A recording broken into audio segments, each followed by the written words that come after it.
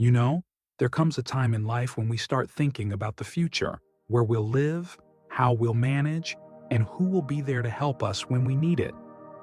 For me, that time came a few years ago when my family and I decided it might be best for me to move into a nursing home. At first, it seemed like the right choice, a place where I'd have care, meals prepared for me, and people around all the time.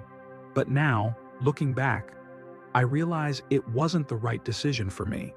And if you or someone you love is considering this step, I want to share my story with you, not to scare you, but to help you think carefully before making a choice you might regret. Let me start by saying this. Nursing homes aren't all bad. For some people, they're the best option, especially if they need round-the-clock medical care. But for others, like me, moving into one can mean losing more than we gain. The first thing I noticed, and the thing that hit me the hardest, was the loss of independence.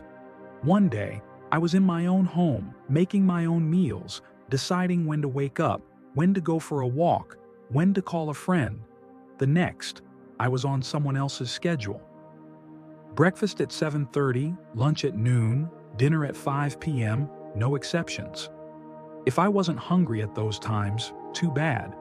If I wanted to sleep in, the aides would wake me up anyway. It felt like I'd gone from being an adult to being treated like a child, and that's a tough pill to swallow when you've spent your whole life making your own decisions. And then there's the loneliness. You'd think that being surrounded by people all day would mean you're never alone, but that's not how it works. Sure, there are staff members and other residents, but it's not the same as having real connections. Many of the people around me were struggling with their own health issues, and conversations were often brief, superficial, or just plain hard to have. I missed my neighbors, my old routines, even the simple pleasure of waving to the mailman every morning. In a nursing home, you're surrounded by people, but you can feel more alone than ever.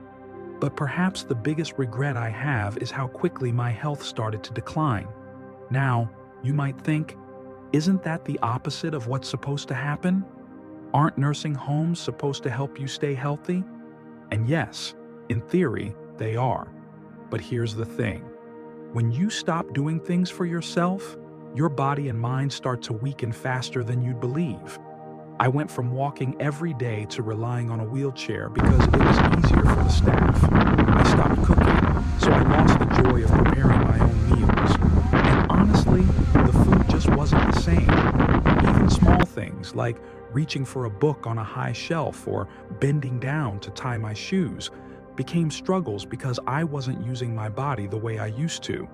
Now, I'm not saying every nursing home is like this, and I'm not saying there aren't good people working in them. There are. But what I am saying is that moving into one shouldn't be the default choice just because we're getting older. There are other options: staying at home with help, moving in with family, or even finding a senior community where you still have your own space and independence. And that's really what I want you to take away from this first part of my story. Think carefully before making a decision like this. Ask yourself what you'd be giving up, not just what you'd be gaining. Because once you're there, it's a lot harder to go back. When I first moved into the nursing home, I told myself and my family that it was just a practical decision. It's for the best, I said. I'll be safer there. And at first, I believed it.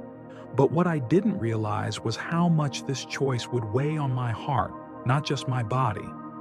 The emotional toll was something I never saw coming. One of the hardest things? Feeling like a burden. Now, my family never said that, not outright. But little things started to add up. Visits became shorter, less frequent. At first, they came every Sunday, then it was every other week, then just holidays. And I understood. They had their own lives, their own responsibilities. But when you're in a place like that, every visit is like a lifeline. You start counting down the days, then the hours until they arrive, and when they leave, the silence afterward feels heavier than before. I remember one afternoon, my granddaughter came to see me. She was about 8 years old at the time, full of energy, always laughing. She sat on my bed, swinging her legs, telling me about school, about her friends. And then, out of nowhere, she looked around the room and said, "Grandma, why does it smell like medicine in here?" I didn't know what to say, because she was right. It did. The whole place smelled like antiseptic and cafeteria food, not like home. Not like her memories of my house, with its cinnamon rolls baking and the faint scent of garden soil from my flower pots by the window. That moment hit me harder than I expected. I wasn't just living somewhere different. I was becoming someone different in her eyes. And then there was the guilt. Oh, the guilt.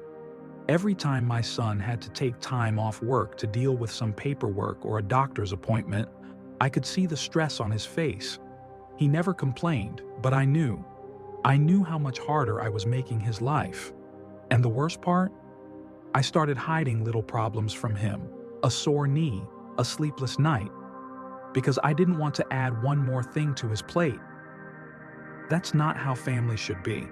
We shouldn't have to pretend we're fine just to avoid being a nuisance. But here's what really surprised me. I started losing pieces of myself. Not just my independence, but my identity. In my own home, I was Martha who bakes the best pies, or Martha who always has a funny story about her teaching days. In the nursing home, I was Room 12B, or the lady with the arthritis. The staff meant well, but when they're responsible for dozens of residents, they don't have time to learn who you really are. They don't know that you used to play piano at church or that you won first prize at the county fair for your blackberry jam. You become a checklist. Meds given? Check. Bath taken? Check. Fed? Check. And the days. Oh, the days were long. You'd think with all the activities they plan, bingo, movie nights, crafts, that time would fly by. But it doesn't. Not when you're doing things you never particularly liked, just to fill the hours. I've never cared for bingo in my life, but suddenly, Tuesday afternoons became the highlight of my week because it was something to do. That's not living. That's just passing time. Now I want to pause here and say something important. If you're in a nursing home and happy there, that's wonderful, truly. This isn't about saying no one should ever make this choice, but for me, it wasn't right. And if I'd known then what I know now, I would have fought harder to stay in my own home, even if it meant hiring help or moving in with family. Because what I lost wasn't just comfort, it was pieces of who I was. You know what finally made me realize I had to make a change? It wasn't the food or the schedule or even the loneliness, though those were all part of it. It was the day I looked in the mirror and didn't recognize myself anymore. Not just because I'd aged, we all do that, but because the light in my eyes was gone. That spark that comes from making your own choices, from having purpose, it had faded. And I thought, is this really how I want to spend whatever time I have left? So I made a decision, one that scared me more than moving into the nursing home ever had. I decided to leave. Now, let me tell you, that wasn't an easy process. There were forms to fill out, doctors to convince, family members to reassure. My son worried, "Mom, what if you fall? Who'll check on you?" And those were fair questions. But here's what we did. We found a compromise. Instead of going back to my old house, which would have been too much to maintain, I moved into a senior apartment complex.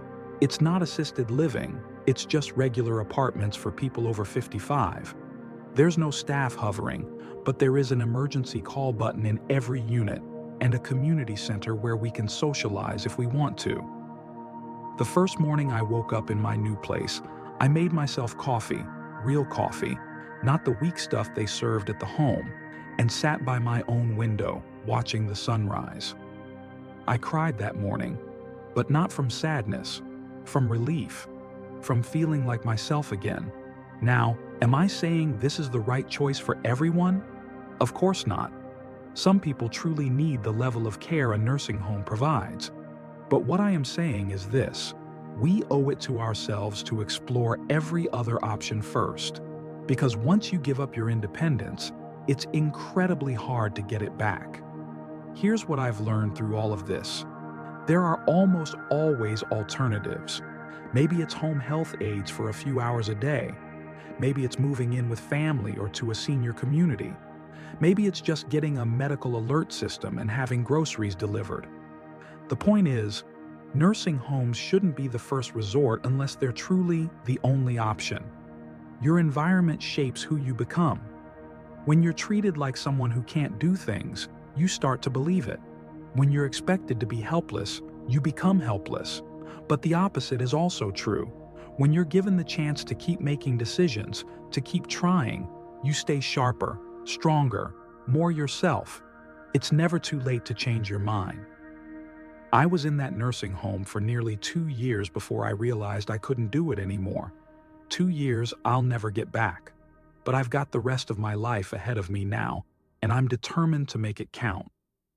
If there's one thing I want you to take away from my story, it's this. Aging doesn't have to mean disappearing. It doesn't have to mean giving up everything that makes you who you are.